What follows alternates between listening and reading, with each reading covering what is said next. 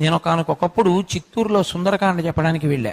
ప్రారంభం చేయి సుందరకాండ అని సుందరకాండ పారవశ్యంతో చెప్పుకోవడం మొదలుపెట్టాను ఒకప్పుడు చిత్తూరులో.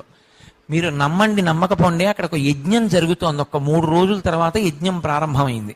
ఇలా ఇలా ఉన్నటువంటి కిటికీ అంటే ఏసీ ఎక్కువ ఎఫెక్ట్ అవ్వకూడదని అలా పెట్టారు వాళ్ళు. అందులోంచి ఏ ప్రాణి లోపలికి రాలేదు. నేను ఉపన్యాసానికి వెళ్ళి పారవస్యంతో చెప్తున్నాను రామాయణం. చెప్తుండగా అకస్మాత్తుగా స్టోర్స్లోంచి ఏదో మెటీరియల్ కావలసి వచ్చి ఒక ఆర్గనైజర్ ఎవరో 3 రోజుల క్రితం వేసేసిన తాళం, ఆ తాళం తీసి ఆయన అలా ఉండిపోయాడు గది ముందు.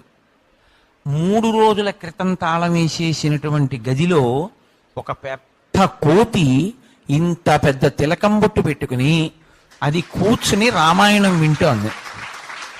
అది తలుపు తీశాక కూడా అది గమనించలేదు, అది అలాగే వింటోంది.